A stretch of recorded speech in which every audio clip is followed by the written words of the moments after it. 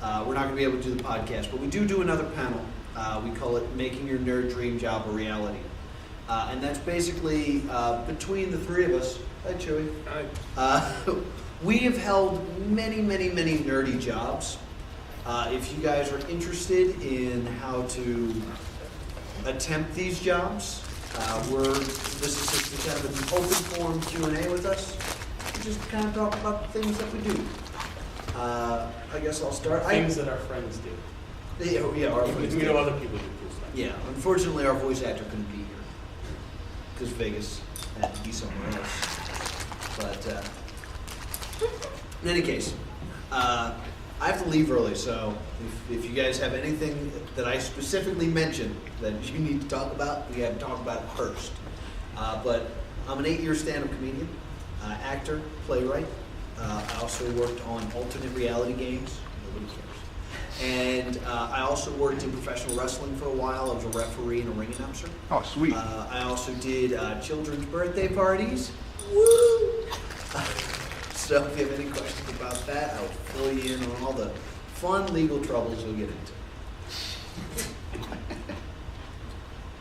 Will? Wait, what? Thank you. I am a 5-year stand-up comedian, I think. Sounds about right. Yeah, I'll go with 5 years. I hosted a nerdy radio show with this guy. I do a podcast. And I wrote an Apple product technology blog for a Chinese newspaper, online newspaper. And while doing it, I had never owned an Apple product. Nice. It's a real thing that happened. But there's a very unique way to write for Chinese newspapers, and a lot of it praises China. And they like that a lot. So. Did you write it in English? Yeah, it was in English speaking. It was called China Daily. It was an English language newspaper that also did it. It was online, but they would print it. But it was a lot of just when Steve Jobs died, the whole article I wrote was about how wonderful China treated his death. Okay. And I got $20 for I it. decided not to jump out of Foxconn that day. Yeah. So, Hey, Chewy, who are you? Chewy, I guess. You are? Yeah, I've Yes. been friends with these guys for a very long time. You want to learn how to be friends with us? Yeah. Am I going with the bead thing? Yeah. Okay. Etsy store, pal. Yeah, I have an Etsy store where I sell pixelated bead things. Solid pitch. Yeah, Oh, is that where the red Game Boy thing upstairs came from? I have not been upstairs. But similar. Similar. I guess. So maybe. Oh yeah, I mean, I've beer. seen it. It's close to what you do. Okay, then yes. Also, I brew beer. That's kind of nerdy. It's much more nerdy than it I don't would think seem. it's a job. I mean, it can be. Somebody's making money off of beer. You should I am meet not. Paul, though. I am not spending as much money on beer as I would. I guess it's a net gain. Maybe, possibly. So there's that. Don't worry. You said beard? Yes. I thought you said beard. I was like, That's having that not- that's beard kind of does a not. hobby. Yeah, it's not a job. No. Saving money on beer. Yeah. Quite a lot less, scissors, and trimming, shaving gear. Do you need a beard to brew beer? I feel like it helps. Okay. You look around, all the best brewers have beards. Anyway, Apparently. out of any of the topics that we just brought up, is anyone interested in any of those fields? Yes. You said alternate reality games. Can you explain? No way! I never get to talk about this. Basically, this is a little project that I had worked on forever ago. An alternate reality game is it's an interactive story in which one of the main characters in the story is basically the internet community. And either working together or against each other, they affect the events of the story. One of the most famous ones was I Love Bees, which was a promotion for a Halo game. Another big one that I greatly enjoyed was called Last Call Poker, and it was a free poker site.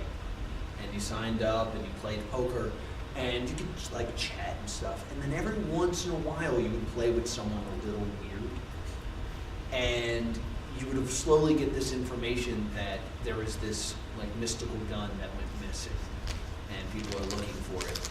And it would encourage you to go to cemeteries and play poker there. And the way it worked was you would find, it would work like Texas Hold'em, and you would find five tombstones in a row, and depending on when they died was like their card value. And then you tried to find 2 hold cards. Wait, real cemeteries? Yeah, this happened. Did it give you like real locations, or just like go to your local cemetery? They would like send pictures and stuff like Oh, that. okay. And, like, Just like go to and your like cemetery. you would decide your hand by any 2 tombstones that you could touch with like your body. It was very interesting, and so I played that for a while, and I got kind of good at it to the point where I was getting like weird phone calls from people. Like I would listen to some guy die, which was interesting. Oh, what? Like, I was like, I have a voicemail, and it was just like, here's your next card. I was like, what? And it was just some guy talking, and then someone shoots it. And I was like, oh.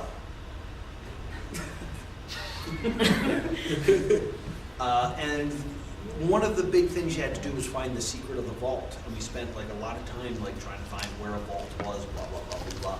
Turned out the whole thing was to promote the video game Gun. And there's a part in the video game Gun where you open a vault, and there was like a code in there, and that's how you open the vault. It was very convoluted, but there are many, companies that have these games to promote things. They did a really good one for the Dark Knight that I was part of. Cloverfield's a really good one. District 9 actually had a little. It wasn't as good as Cloverfield, but Yeah. you could start getting emails from aliens that are being abused and then they die. That's always good. So there's also a community of grassroots ARG creators, and it's just, it's kind of like DMing and things like that. So I created a few. My most popular one was called The Room of Doom, and it was about these 8 people in this room with instructions to kill each other. But one of the people in the room was the person that had created this game. So if people, talking to these characters could convince which character was in charge and kill that person, they would all be set free. I think in the end, 6 people died. And they won literally by accident. But it's a new way of marketing. The best way to do it, if you're going to try to go into this professionally, is to build up a portfolio of these games. Mine were not fantastic, but they got an audience and a crowd. And build up a nice portfolio, and then something like 42 Entertainment would hire you to create. It's the movie The Game. I don't know why I didn't open with that. I love the game. It's the movie The Game that you're creating. But it's becoming, everything wants to go viral now. That's how everything, because if it go viral, it's almost free advertising. It's just like, it just goes everywhere and you do very little. So the goal of an alternate reality game is to bring people in, keep them invested, and then have it end with, now, go buy this video game and you'll get your next clue. If you're interested in ever giving it a shot, which I recommend because they're fun, and it's great to see how a crowd of people that you don't know will take a story in a completely different direction than you ever thought possible. Because in my game, there was a guillotine in the room, and like somebody has to be thrown in the guillotine. Like that should be your plan. And this one guy just kept telling one of the characters to strangle people with his shoelaces. And I was like, that's a really good idea. And if you could get someone amped up enough to go on a rampage with his shoelaces, that would work. So that ended up being part of the game where they had to lose their shoelaces for some reason. They used them to tie somebody up, and then it's like, we're out of shoelaces. So it's a really good writing experiment, just building characters, making sure characters talk differently, which I was bad at because I can't spell. But it's a lot of fun, and I highly recommend it. especially if you're into DMing. It's the next level. What does it exactly entail? Like, I know vaguely that the Batman one kind of rang a bell. I didn't know exactly what it was called, but that was the one where they had like the Gotham City newspaper site, right? And it slowly got hacked by the Joker or something. Yes, that happened. But that sounds Basically, like it was promotion for the Batman movie, so that was the main goal. It also told you more of the story of the film without really even you realizing it. If you'd followed it like really closely, there was a whole subplot about those guys wearing hockey pads that showed up that pretended to be Batman. Like, you learned a lot more about those characters. There's also a small, like, little mention about how a clown figure was seen entering a ferry. So that's how, like, the bombs on the ferries showed up. The way that game ended was at Comic-Con, they were giving out dollars. When you got change for buying something, you would get these weird Joker dollars. Like, they're regular dollars that have been defaced. And you had to have someone at Comic-Con San Diego and someone at home on the computer solving these problems. And it would start with something like, go to this, or no, they were outside and somebody did skywrite it and told them like a location they had to go to. They would go to the location, we would look at the website and would say, you have to count how many of these things are in this room. So they would run to this room, give us the answer, we'd put it in, we'd give them their next location. Through the course of this game, they had to rob Girl Scouts. They had to put on clown makeup, so there was just like this sea of Jokers. And then it ended with someone being kidnapped. And this could be used by someone to like really call it like, yeah, go kidnap this person. It's all part of the game. Yeah. So it was actually like making people do what the Joker would have. Like, what ended up happening was they grabbed this guy because he was like, he won. So this van came and they picked him up, and then these newspapers came out of him like dead, and they're like, we caught the Joker, he's dead. And it was just this plan by the Joker to make it to fake his death by getting you to dress up as him. It, like I said, it was extreme, and there was a lot of things that went into it. But I'll be damned if I didn't check that website every single day to see what else was happening. There was another part where you had to. There was like 100 bakeries in the country that if you went and asked for a cake from Robin Banks, they would give you a cake with a cell phone baked into it. And you'd go with the cell phone, and the Joker would call you. I didn't have the power to do any of those things. So with my extremely limited budget, I had very little to work with. So it was mostly just communicating with these characters locked in a room. And there were some pictures I took and stuff like that. But if you want to try something like that, know your boundaries and keep an open mind. Any other questions on that? How did you get into that to begin with? I went to argn.net, alternate reality game network.net, org, and they have a list of all the games currently going on and news of ones coming up.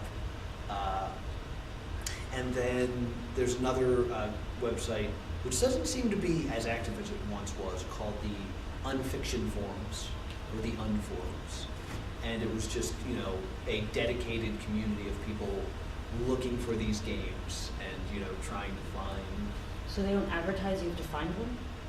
The most important thing about a good ARG is launch, because you need a creative way to launch these games.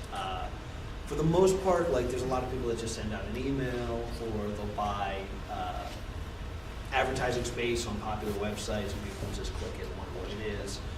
What I ended up doing was, I knew that a strong amount of people from the forums were on a game called Kingdom of Loathing, which is fun. You should play. And what I ended up doing was I created a character, I joined their guild, and then just started talking about this terrible tragedy that was going on. And everyone kind of took a moment of like, what is this person talking about?